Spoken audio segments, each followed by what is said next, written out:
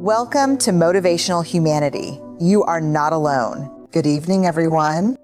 Today, I want to talk about something deceptively simple, yet profoundly life-changing: choosing to be happy.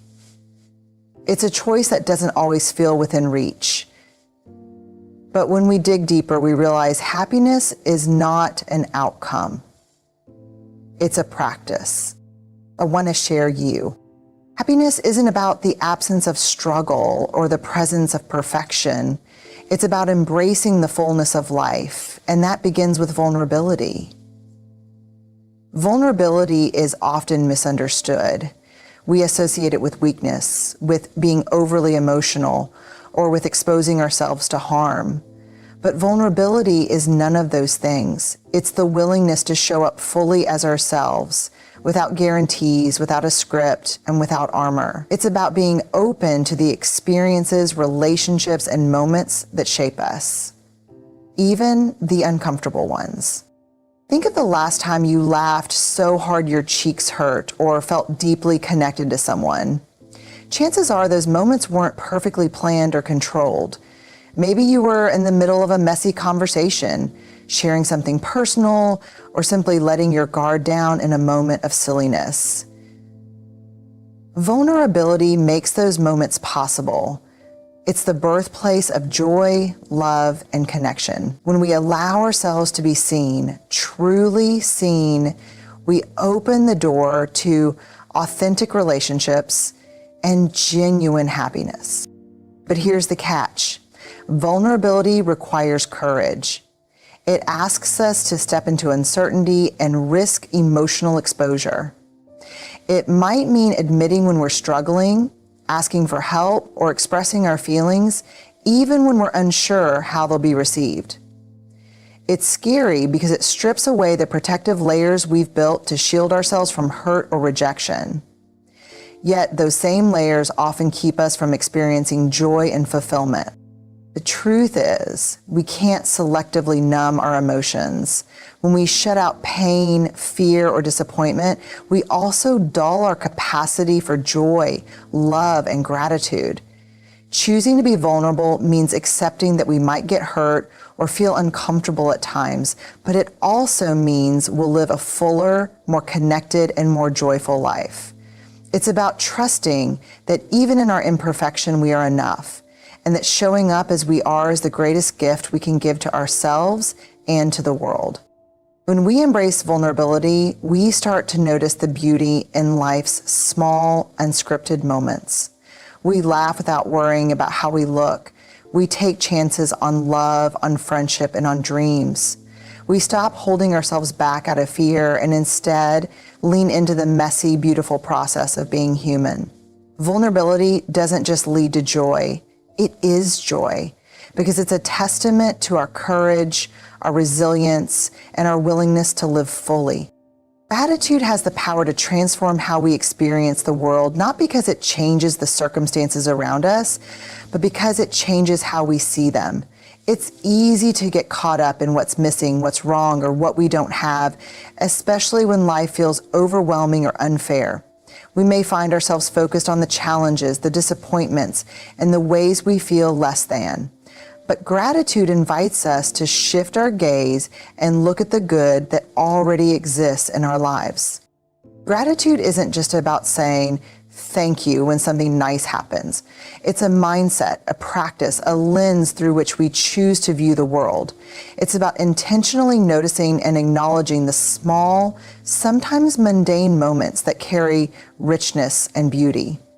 It's about understanding that joy can coexist with hardship, that light exists even in dark times.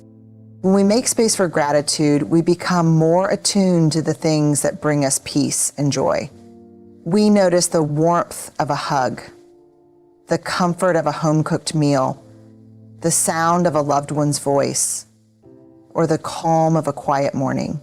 These things, which may seem ordinary or even overlooked, hold the potential for deep contentment. Gratitude helps us see the hidden treasures in our everyday lives, reminding us that even in the most difficult circumstances, there is always something to be thankful for. And gratitude is not just a passive feeling, it's an active choice. It's easy to focus on what's going wrong or what's lacking, but choosing gratitude is about training our brains to look for the good. This doesn't mean denying reality or ignoring pain, but rather balancing it with a recognition of what's working, what's beautiful, what's worthy of appreciation. It's a way of grounding ourselves in the present moment instead of constantly worrying about the future or ruminating on the past. There's scientific evidence supporting the power of gratitude to shift our mindset. Research shows that practicing gratitude regularly can increase levels of happiness, reduce stress, and even improve physical health. When we focus on what we have rather than what we lack, we begin to cultivate an abundance mindset. We start to feel more content, more at peace with our lives, and more connected to those around us. Gratitude also fosters resilience. Life will always bring challenges, but when we make gratitude a daily practice, we become better equipped to navigate the ups and downs. It gives us perspective. It helps us see that while things may not be perfect, there is always something worth holding on to. Gratitude builds emotional strength by helping us remember that we are not defined by our struggles, but by our ability to appreciate the good no matter how small. In a world that often encourages us to seek more, do more, and have more, gratitude invites us to stop and simply be. It teaches us that happiness isn't always about achieving some distant goal or obtaining something new. It's about appreciating the richness of what we already have. And when we practice gratitude, we begin to realize that happiness is not a destination we're constantly chasing. It's a way of being, a choice we make every day to appreciate and be thankful for the present moment just as it is. We live in a world that often tells us to say yes to everything, to be available for every request, to meet every expectation, and to prioritize others' needs above our own. We believe that by saying yes, we're being generous, kind, or selfless. But what happens when we say yes too often and too freely? We end up drained, overextended, and eventually resentful. This is where boundaries come in. Boundaries are not about building walls to shut others out. They are about creating a space where we can protect our well-being, our time, and our energy, so that we can show up as the best version of ourselves for others. And then, at their core, boundaries are an act of self-respect. They communicate to ourselves and to others that our needs, our time, and our mental and emotional health matter. When we set boundaries, we are saying, I value myself enough to prioritize my well-being, and that's a radical act of self-care. Without boundaries, we risk burning out, feeling overwhelmed, and losing touch with what truly brings us joy. It's important to understand that boundaries are not just about saying no to things we don't want to do. They are also about saying yes to the things that nourish and support us. By setting clear boundaries, we create the space for joy, creativity, and peace to flourish. Boundaries allow us to be intentional about where we invest our time and energy. They help us focus on what truly matters, whether that's spending time with loved ones, pursuing our passions, or simply resting and recharging. One of the most challenging aspects of setting boundaries is the fear of disappointing others or appearing selfish. We often worry that by setting limits we'll hurt someone's feelings or damage a relationship. But the truth is, we can only give from a place of fullness. When we overextend ourselves and neglect our own needs, we're not showing up as our authentic, joyful selves. Instead, we're giving from a place of depletion, which ultimately harms both us and the people around us. Setting healthy boundaries ensures that we can give to others in a way that feels sustainable and fulfilling without sacrificing our own well-being. Boundaries also protect us from resentment. Have you ever agreed to something out of guilt or obligation only to feel frustrated later? This kind of people-pleasing can erode our happiness over time. When we say yes when we really mean no, we deny ourselves the opportunity to fully engage with the things that truly matter to us. We may find ourselves feeling trapped, overwhelmed, or disengaged, which diminishes our ability to experience joy. By setting boundaries, we stop betraying our own needs and start showing up authentically in our relationships and commitments. Another key aspect of boundaries is that they help us manage our energy. Not all requests or relationships are equal, and some things will drain us more than others. Setting boundaries allows us to conserve our energy for what's most important. It's about recognizing that we can't be everything to everyone, and that's okay. We are not obligated to meet every need or fulfill every request that comes our way. Instead, we can be selective, intentional, and discerning in how we allocate our time and energy. This creates room for the activities and people that bring us joy, fulfillment, and purpose. Of course, boundaries are not always easy to establish, especially when we're used to putting others first or avoiding conflict. It takes practice and courage to assert our needs, especially when we fear disapproval or rejection. But with time, we learn that setting boundaries is not a form of selfishness. It's an act of self-preservation. It's a way of protecting our joy, peace, and emotional health. Boundaries also make us more aware of what we truly value. When we start saying no to things that drain us, we make room for the things that align with our values and passions. It's a process of self-discovery, of understanding what truly brings us joy and what leaves us feeling empty. By honoring our boundaries, we're giving ourselves permission to live a life that feels authentic and fulfilling. In the end, boundaries are essential to protecting our joy because they help us stay connected to what matters most.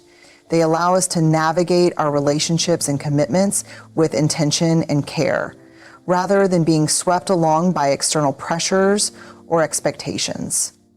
When we create healthy boundaries, we create the space for our lives to be filled with meaningful experiences, deep connections, and most importantly, a lasting sense of joy. Imperfection is often seen as something to be avoided, a flaw or weakness that we must hide or correct in order to be truly happy or successful. In a society that prizes perfection, achievement, and success, we are constantly bombarded with messages telling us that we must be flawless in order to be valued. We strive for perfect appearances, perfect relationships, perfect careers, and perfect lives. Yet the truth is that perfection is an illusion, and chasing it only keeps us stuck in a never-ending cycle of self-criticism and dissatisfaction. While it's often easy to get lost in the competition and self-doubt, embracing imperfection means letting go of the unrealistic standard that we must always be on top of our game or live flawless lives. It's about accepting that we are human and that being human means being messy, fallible, and sometimes even a little broken. It's about allowing ourselves to make mistakes, to fail, and to learn along the way without beating ourselves up for not being perfect. When we embrace imperfection, we release ourselves from the pressure of living up to some unattainable ideal and open ourselves up to the beauty that exists in our flaws, our struggles, and our growth. When we let go of the need for perfection, we allow ourselves to experience life in a deeper, more meaningful way. We can savor the present moment without worrying about whether it's good enough or perfect enough. We can embrace the small, imperfect joys of life, the laughter shared with a friend, the quiet moments of reflection, the feeling of accomplishment after doing something we thought we couldn't. All of these are the beginnings of joy in our life, the laughter shared with our friend, the quiet moments of reflection, the feeling of accomplishment after doing something we thought we couldn't. These moments might not be perfect, but they are real and they are precious. They are what make life rich and full. Embracing imperfection also means letting go of comparison. It's easy to look at others and believe that they have it all together, that their lives are more polished, more successful, more meaningful than our own. Social media, in particular, amplifies this sense of inadequacy as we are constantly exposed to carefully curated versions of other people's lives. But the truth is that everyone is imperfect. Even if they don't show it, everyone struggles. Everyone experiences setbacks and everyone has moments of doubt. The more we compare ourselves to others, the more we diminish our own sense of self-worth. When we embrace our own imperfections, we stop measuring ourselves against others and begin to appreciate the uniqueness and beauty of our own journey. This doesn't mean resigning ourselves to mediocrity or refusing to grow. It's about accepting that growth comes from the messiness of life. We are not meant to have all the answers or always be in control. Growth happens when we step outside our comfort zones, make mistakes, and learn from them. It's the willingness to try, to fail, to get up again, and to keep moving forward that allows us to evolve into the best versions of ourselves. We thought our imperfections are not obstacles. They are stepping stones on the path to greater wisdom, understanding, and resilience. Embracing imperfection also frees us from the tyranny of perfectionism. Perfectionism is not the pursuit of excellence. It's the fear of failure, the desire for approval, and the belief that we are only worthy if we meet certain standards. It can paralyze us, leaving us feeling inadequate or stuck. But when we accept that perfection is not the goal, we can shift our focus to what truly matters: progress, growth, and connection. Who says we can't? We start to prioritize learning over perfection, self-compassion over self-criticism, and effort over outcome.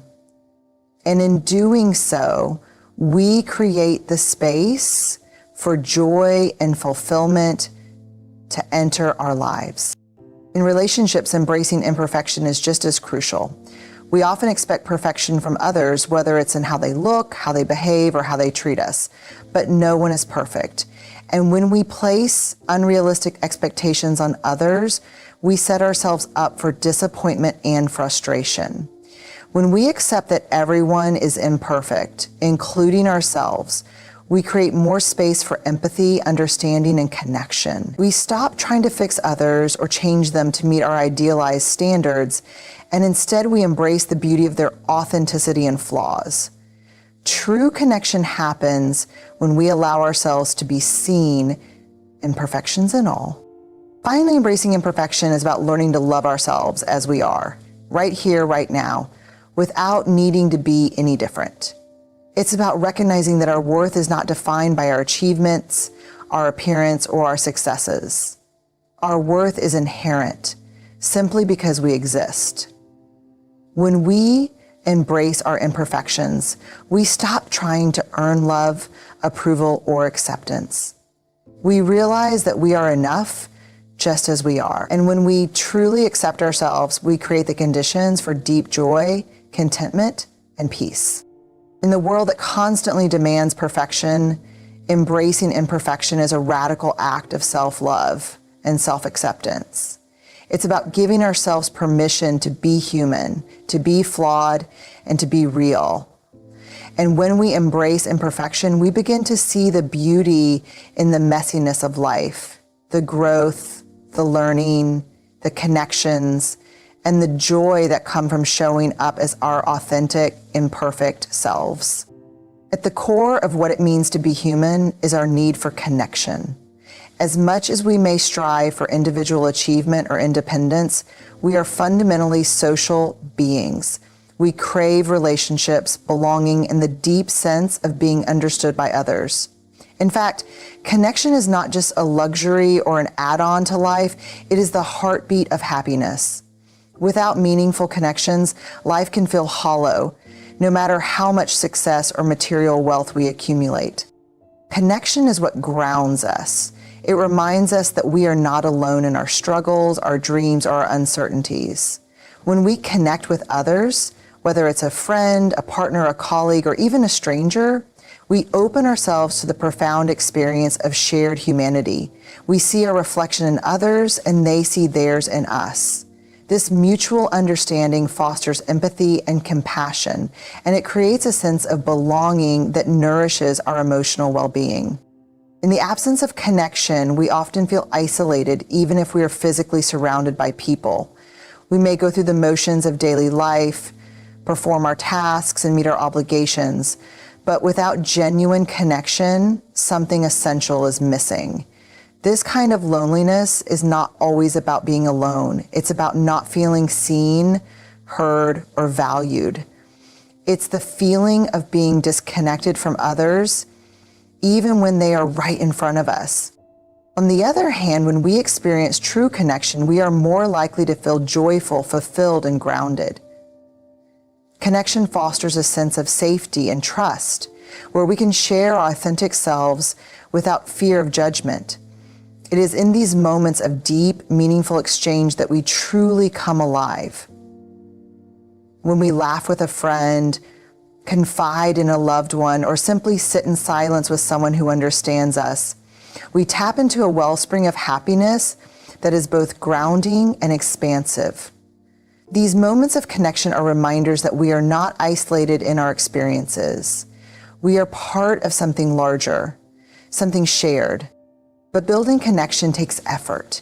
It requires vulnerability, openness, and the willingness to be present with others, especially when things are messy or uncertain. Genuine connection isn't always easy, especially in a world that encourages us to keep our guard up or to present a curated version of ourselves. We are often taught to hide our weaknesses, to perform strength, and to protect our true selves from the possibility of rejection. However, connection can only thrive when we allow ourselves to be seen for who we truly are, not just the polished version of ourselves, but the whole, imperfect, messy package. The richness of connection lies in its authenticity. When we can let go of the pressure to be perfect, we can begin to forge deeper, more meaningful bonds with others. We start to understand that our imperfections are what make us relatable. Our struggles and vulnerabilities make us human. When we embrace these parts of ourselves, we invite others to do the same. In this space of mutual authenticity, connection flourishes. We stop pretending to be something we're not and start building relationships based on honesty, understanding, and mutual support. Connection also plays a vital role in our mental and emotional health. Research shows that meaningful relationships are directly linked to increased happiness, lower stress levels, and greater resilience in the face of adversity. When we feel connected to others, we are better able to cope with life's challenges. We are not as easily overwhelmed by setbacks or hardships because we know we have a support system to lean on. A sense of community and shared experience helps us feel more secure in navigating life's uncertainties. And this sense of security is a key ingredient in lasting happiness. Furthermore, connection is a two-way street. While it's incredibly fulfilling to receive support and understanding from others, it's equally important to offer it in return. True happiness comes not only from being seen and loved, but also from seeing and loving others. When we actively engage with the people around us, offering empathy, compassion, and support, we experience a deep sense of fulfillment. The act of giving, of being there for someone else, often brings more joy than we expect. This reciprocal flow of connection creates a cycle of positivity where both parties benefit from the bond. In addition to personal relationships, connection extends to the wider world around us. We are part of a global community, and while we may not know everyone personally, we are all interconnected in ways that affect our collective well-being. Acts of kindness, even the smallest gestures, ripple out and create waves of connection that can transform lives. Whether it's a smile exchanged with a stranger, a kind word offered to someone in need, or a deeper commitment to making a positive impact in the world, these acts of connection contribute to a greater sense of collective happiness. Ultimately, connection is about more than just shared experiences. It's about creating spaces where we can be vulnerable, where we can find support, and where we can contribute to the happiness of others. It is the foundation of joy because it allows us to experience the fullness of life in all its complexity. Together. Connection is not just a means to an end, it is the very essence of what makes life meaningful. Without it, happiness would remain an elusive goal. With it, happiness becomes something we can experience every day in the simplest moments of connection with those around us. In the end, happiness is not a fleeting feeling or a perfect life. It's a practice, a deliberate choice we make to embrace vulnerability, gratitude, boundaries, imperfection, and connection. Now let's hear from today's guest expert and see what changed in their lives.